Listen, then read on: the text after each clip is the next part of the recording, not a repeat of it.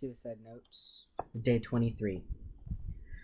Something totally weird just happened. I'm not even sure I want to write about it, but if I don't, I'm afraid it will just stay in my head and I don't want it in there.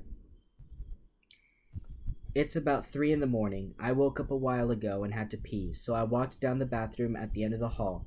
The guys' bathroom here is like the ones at school. Sinks and toilets and showers in one big room.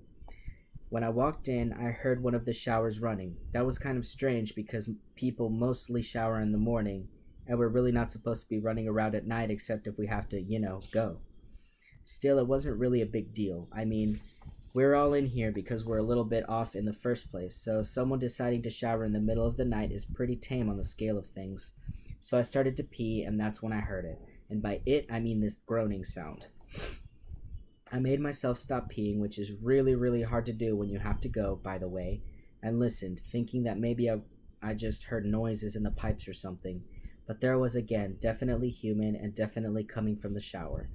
Now, besides me, the only guy here is Rankin. So I knew it had to be him, unless one of the night attendants had suddenly decided to practice some personal hygiene. And judging from the noise, Rankin wasn't feeling too well. I wasn't sure if I should ask if he was okay or just leave him alone. Then the groaning got a little louder.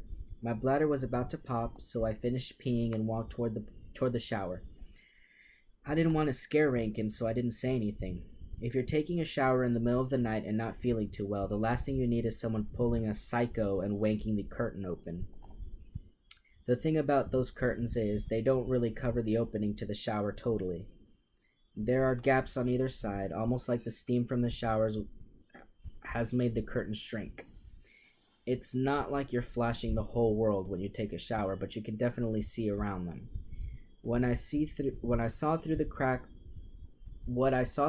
was definitely Rankin. Too much of him, actually.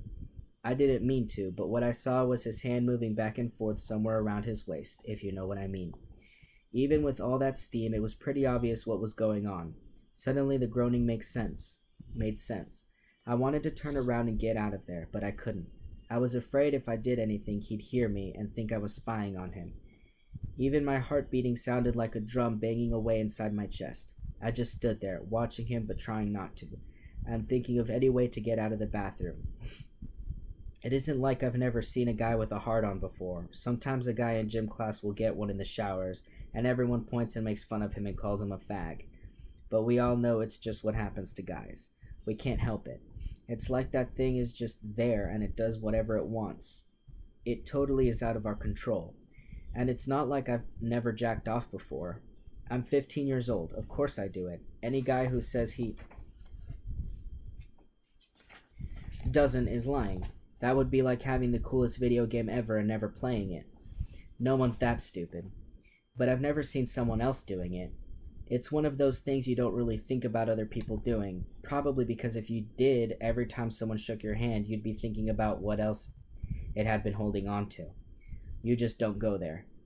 Only now I was there, live and in person. Not 2 feet away from me, Rankin was going at it like he was all alone in his bedroom, with the door locked and the stereo on so no one would hear him. I could hear him getting more and more excited, and I knew what was going to happen. I could partly see his face. His eyes were closed, his mouth was sort of open, and he was breathing hard. Then he sort of grimaced, and I knew it was time to get out of there, while he was still riding high and probably wouldn't notice if a train crashed through the wall of the bathroom. I waited too long. I was about to turn and get out when he opened his eyes. He looked right at me. At first, he just blinked a couple times like he thought maybe he was seeing things and needed to clear his head. Then he realized I was real, and he gave me this half smile and nodded, like we were just passing in the hallway. "Hey," he said. I nodded back. "Hey." I said hey like that. What an idiot. Rankin didn't say anything else, so I turned and left. I don't know what I expected him to do. I don't know what I would do if someone caught me spanking the monkey like that. Probably I'd drop dead. I know I wouldn't just say hey. And now I can't get the image of Rankin out of my head. That's the worst part.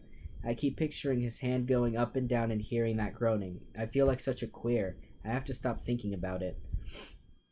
Why did I have to go in there? Why did I have to see that? I can't tell you how much I did not need to see that tonight, or any night. Maybe I shouldn't make such a big deal out of it. It's not like Rankin seems to care, so why should I? I should just try to forget it ever happened. That's what I'll do. I'll go to bed and forget about it.